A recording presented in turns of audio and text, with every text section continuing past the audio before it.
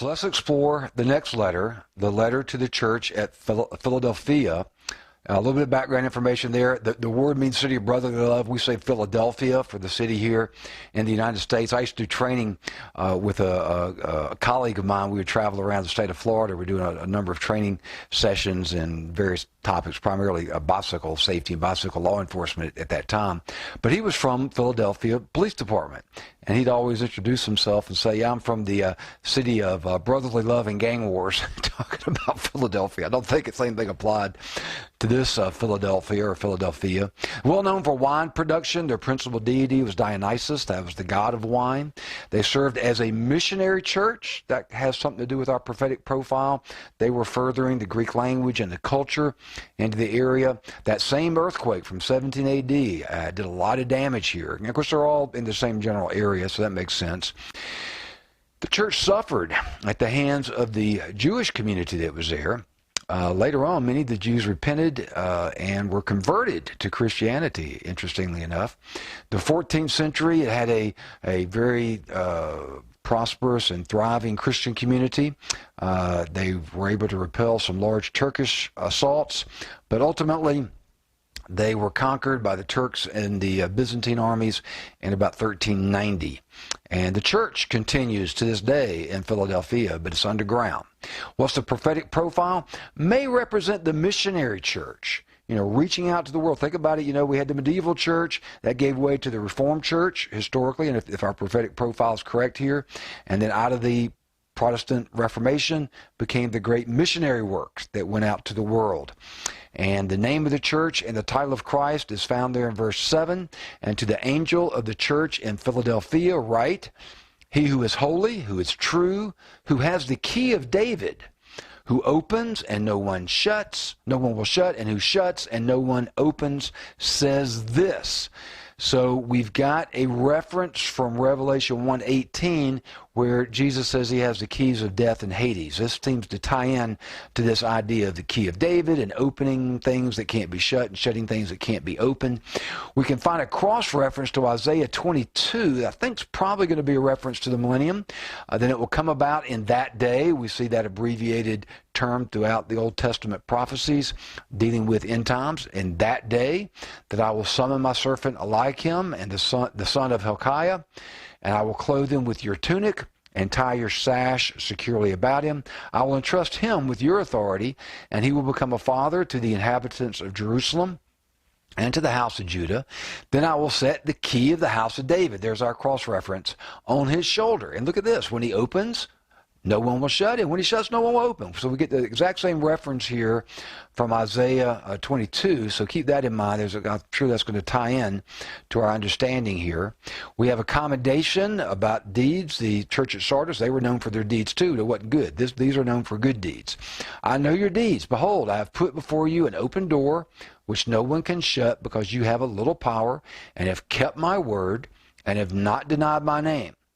Behold, I will cause those of the synagogue of Satan who say that they are Jews and are not. We saw that in one of the earlier letters about those that say they're Jews but are not, but lie. And I will make them come and bow down at your feet and make them know that I have loved you.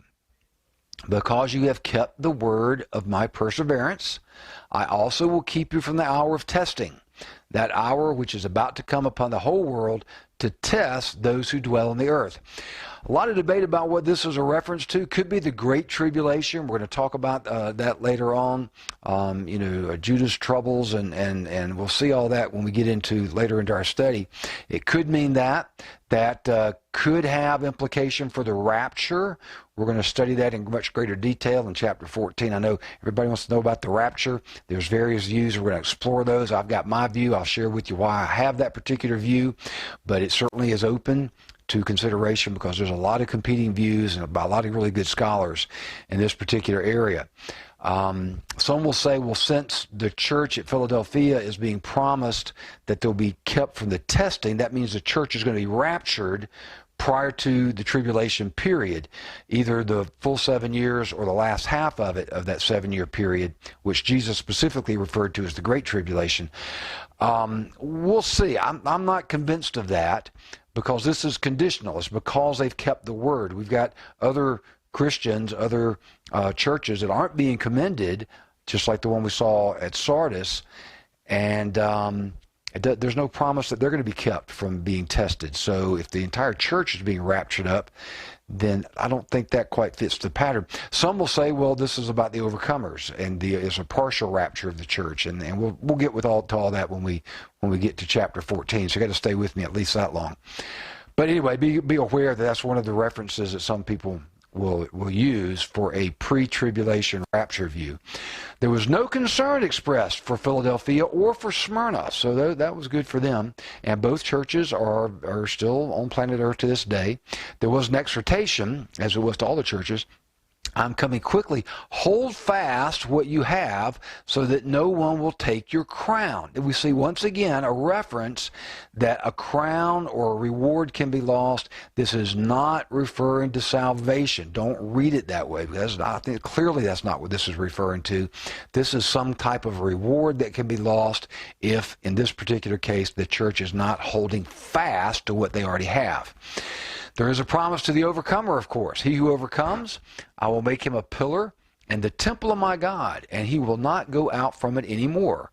And I will write on him the name of my God and the name of the city of my God, the New Jerusalem, which comes down out of heaven from my God, and my new name. There's a new name that's going to be written on the overcomers. And the New Jerusalem, we'll read about that in Revelation 22. Revelation 21. Then I saw a new heaven and a new earth, for the first heaven and the first earth passed away, and there is no longer any sea. And I saw the holy city, the New Jerusalem, coming down. Remember, there's 7 new things. Here's one of them, coming down out of heaven from God, made ready as a bride, adorned for her husband. So we see this picture that John's describing to us here. Jesus is given a new name in the millennium. I believe this is the name that's going to be written on the overcomer, the new name of Jesus. We don't know what that is yet. Isaiah 62. The nations will see your righteousness, and all kings your glory, and you will be called by a new name, which the mouth of the Lord, all capital letters, Yahweh, the unpronounceable name of God the Father, will designate. We see it in Revelation 19, Jesus coming back in his glory on the white horse. His eyes are a flame of fire, and on his head are many diadems. And he has a name written on him which no one knows except himself. I think this is all referencing the new name that Jesus has after he returns, or as he's returning. The clue for the overcomer then becomes they're going to have the name of God, Jesus' new name, written on them, and I think this is part of our identification with Christ. It shows our ownership. The overcomers are in allegiance with, and they are their own. They're the doulos, the bondservant of Christ, and that's the identification there. And the ear phrase that we have, it comes at the end of the letter here. He who has an ear, if you have an ear, hear what the Spirit says to the churches. And that's going to be a conclusion of our study on the letter to the church at Philadelphia, and we're going to pick up in the next session with the letter to the church at Laodicea. So join me for that.